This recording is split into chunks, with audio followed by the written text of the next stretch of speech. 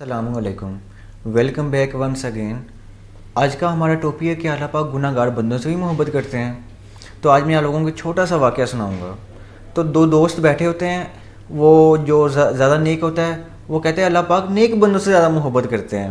جو دوسرا ہوتا ہے وہ تھوڑا گناہ گار ہوتا ہے، کبھی نیکیاں کر لیں، کبھی گناہ کر لیے، کبھی پھر توبہ کر لی، تو وہ کہتا ہے نہیں اللہ پاک گناہ گاروں سے زیادہ محبت کرتے ہیں۔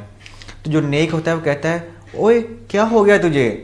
ایک بندہ نماز تہجد گزار ہے، 5 وقت کا نمازی ہے، کوئی تلاوت کر رہا ہے، وہ راتوں کی نیندیں اپنی قربان کر کے اللہ پاک کی عبادت کر رہا ہے، وہ ہر طرح کے خیر کے کاموں میں حصہ لے رہا ہے، تو کیا اللہ پاک اس سے زیادہ گناہ گار سے محبت کریں گے؟ نہیں، ایسا ہو ہی نہیں سکتا۔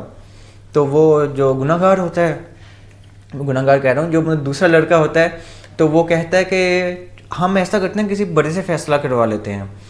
تو وہ اپنے گاؤں میں چلے جاتے ہیں، تو گاؤں کا جو سب سے زیادہ بزرگ، سب سے زیادہ جو ضعیف بندہ ہوتا ہے، تو جا کے اسے ملتے ہیں، کہتے ہیں بابا جی ہمارا ایک مسئلہ تو حل کر دیں۔ اور بھی یہ کہہ رہا ہے کہ اللہ پاک نیک بندے سے زیادہ محبت کرتے ہیں، میں اس کو کہہ رہا ہوں اللہ پاک گناہ گار سے زیادہ محبت کرتے ہیں۔ آپ کو کیا لگتا ہے کہ اللہ پاک کس کو زیادہ پسند کرتے ہیں؟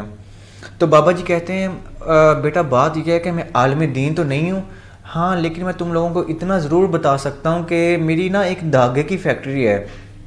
جب میں مشینیں آن کرتا ہوں تو اس میں 2 سائڈز چل رہی ہوتی ہیں، ایک میں پکا دھاگا لگا ہوتا ہے، ایک میں کچا دھاگا لگا ہوتا ہے۔ جو پکا دھاگا ہوتا ہے مجھے پتہ ہوتا ہے، مجھے اس کو بار بار دیکھنے کی ضرورت نہیں پڑتی، اور مجھے پتہ ہوتا ہے یہ مضبوط ہے، یہ طاقتور ہے، یہ ٹوٹے گا نہیں، اور یہ اپنا کام کمپلیٹ کر لے گا، اور یہ اپنی منزل تک پہنچ جائے گا۔ جو کچا دھاگا ہوتا ہے مجھے بار بار اس کو دیکھنا پڑتا ہے، بار بار وہ ٹوٹتا ہے، مجھے بار بار گرہ لگانی پڑتی ہے، اور مجھے وہاں پہ ایک بندہ کھڑا کرنا پڑتا ہے جو اس کو بار بار دیکھتا رہے۔ تو لہٰذا میں یہ سمجھتا ہوں، مجھے یہ لگتا ہے کہ اللہ پاک گناہ گار سے زیادہ محبت کرتے ہیں۔ ان کا کہنے کا اپنا انداز تھا، وہ کہتے ہیں کہ اللہ پاک جانتے ہیں یہ بندہ نیک ہے، یہ پرہیزگار ہے، یہ تقوی والا ہے، اور بھئی یہ تو جنت میں چلا ہی جائے گا۔ جو گناہ گار بندہ ہے وہ بھی اللہ ہی کا بندہ نا۔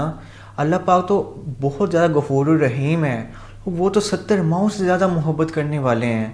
تو اللہ پاک نہیں چاہتے کہ میرا کوئی بھی بندہ جہنم میں جلے، کوئی بھی بندہ جہنم میں جائے یا قبر میں اس کو عذاب ملے۔ اللہ پاک ہمیں عذاب سے بچانا چاہتے ہیں، اور بھی اللہ پاک نے ہم سب کے لیے توبہ کا دروازہ کھلا ہوا ہے۔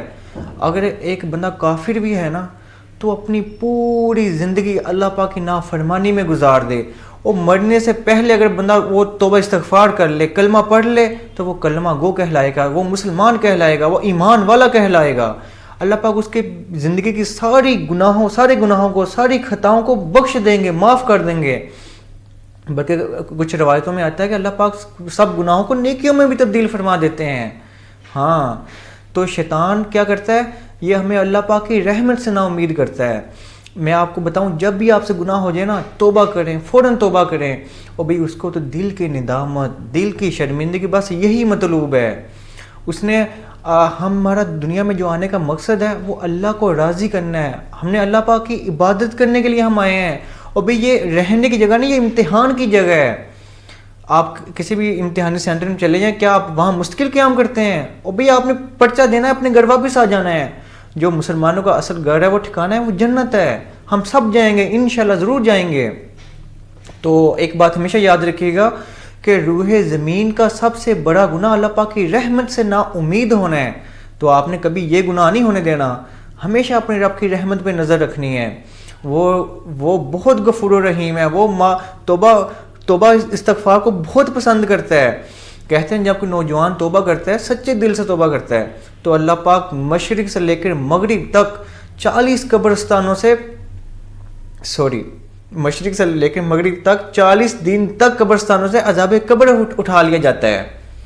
تو کیا دیکھو کہ اللہ پاک کو توبہ کتنی پسند ہے۔ تو آج کے بعد آپ نے کبھی بھی اللہ پاک کی رحمت سے نا امید نہیں ہونا۔